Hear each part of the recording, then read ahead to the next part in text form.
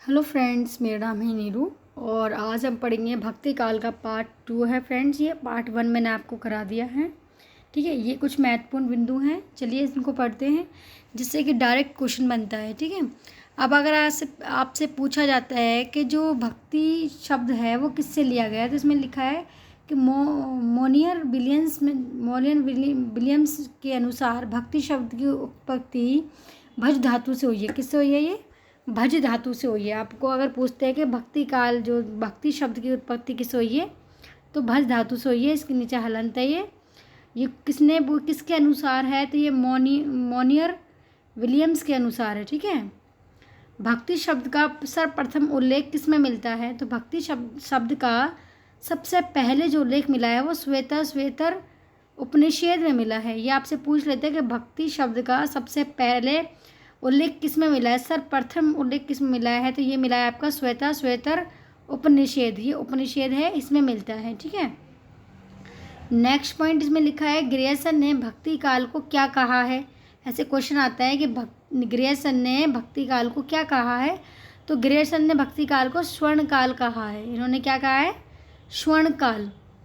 और डॉक्टर रामविलास शर्मा ने भक्ति काल को जागरण काल कहा है। डॉक्टर रामविलास शर्मा ने भक्ति काल को क्या कहा है? जागरण काल कहा है। ठीक है, और ग्रियर्सन ने स्वर्ण काल कहा है, क्योंकि आपसे पूछ लेते हैं कि स्वर्ण काल किसने कहा है, तो ग्रियर्सन ने कहा है। ठीक है, हजारी प्रसाद द्विवेदी ने भक्ति आंदोलन को क्या कहा है? इन्होंने भक्ति काल को भक्ति आंदोलन कहा है। भक्ति आंदोलन को लोक जागरण की संज्ञा दी है। इन्होंने क्या दी है?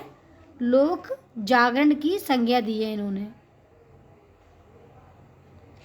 किन्होंने दी है? ये हजारी प्रसाद द्विवेदी ने। ओके, अगर आपको ये दोबारा देखनी वीडियो तो इसको रोक के स्क्रीनशॉट ले सकते हो कि आपसे मतलब डायरेक्ट क्वेश्चन बन रहे हैं फ्रेंड्स। ये पूरे डायरेक्ट क्वेश्चन बन रहे हैं कि भक्ति शब्द किससे निकला, तो भज धातु से निकला हुआ है। ठीक है, भक्ति शब्द किससे निकला है, तो ये भज धातु से निकला हुआ है। ठीक है, किसके अनुसार है, तो ये आपको पता होना चाहिए कि ये मोनियर विलियम्स के अनुसार है।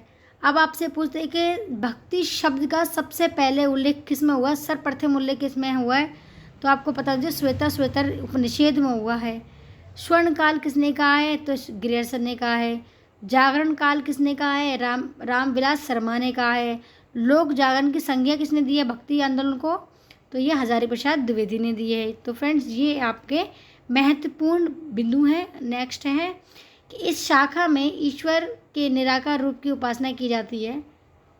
अब ये है आपके निर्गुण, और निर्गुण काव्य धारा है उसके बारे में बताया। निर्गुण काव्य धारा है, इसमें क्या होता है कि ईश्वर की निराकार रूप की उपासना की जाती है। मतलब ईश्वर होते नहीं है, उनको हम मतलब एक मूर्ति के रूप में ना होकर के वो निराकार होते हैं, हम उनकी उपासना करते हैं। ठीक है, जाति प्रथा का विरोध और हिंदू मुस्लिम एकता पर बल दिया गया। इसमें युग में क्या था, भक्ति काल में भक्ति आंदोलन है।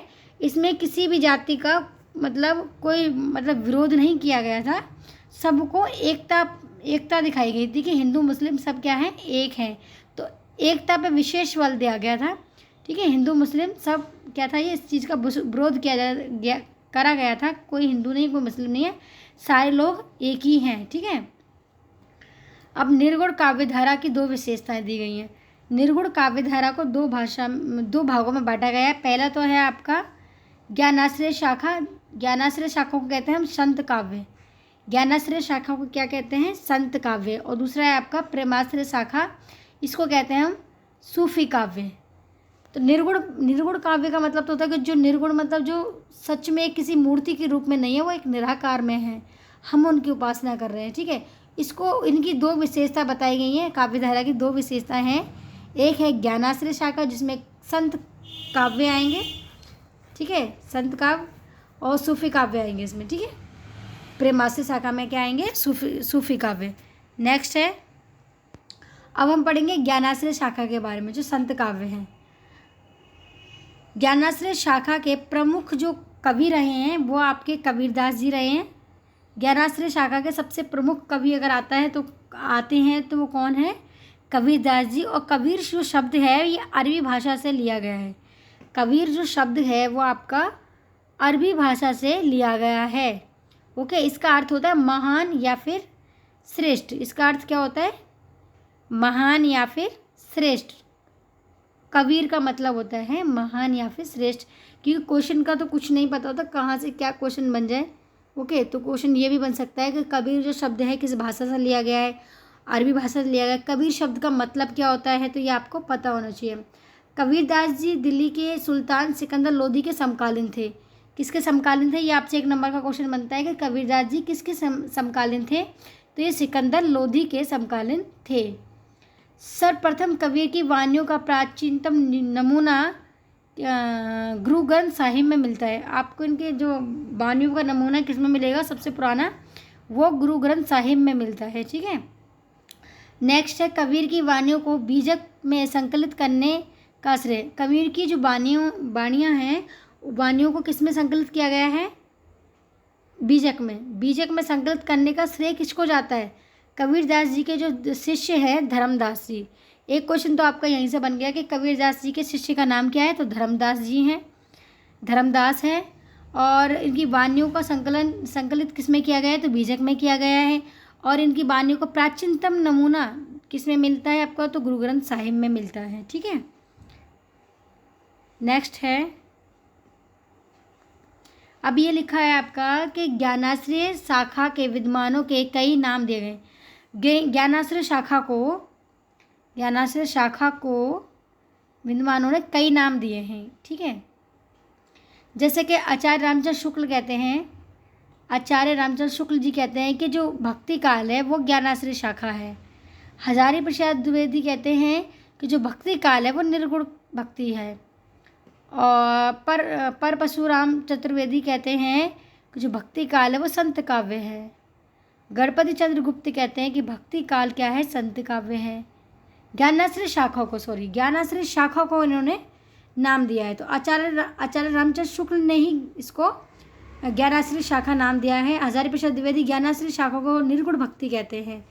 बाकी आपका पशुपति राम चतुर्वेदी, गणपति चंद्र गुप्त और राम कुमार वर्मा ये क्या कहते हैं, ये कहते हैं संत काव्य है। ये क्या है, ये संत काव्य है। तो आई होप आपको फ्रेंड्स ये वीडियो अच्छी लगी हो, क्योंकि भक्ति काल आपका कंप्लीट नहीं हुआ, अभी तो बहुत वीडियो बाकी हैं। मैंने सोचा क्यों ना आपको छोटे छोटे पार्ट्स में करवाया जाए, जिससे कि आपके क्वेश्चंस भी इससे कंप्लीट होते रहे, कॉन्सेप्ट भी क्लियर हो जाए आपका। ठीक है, अगर नहीं हुआ है तो इस वीडियो को एक बार ज़रूर देखना, आप इसको पढ़कर देखना, सुनकर देखना, तो आपको ये क्लियर हो जाएगा कि इसका नेक्स्ट पार्ट इसके बाद आएगा।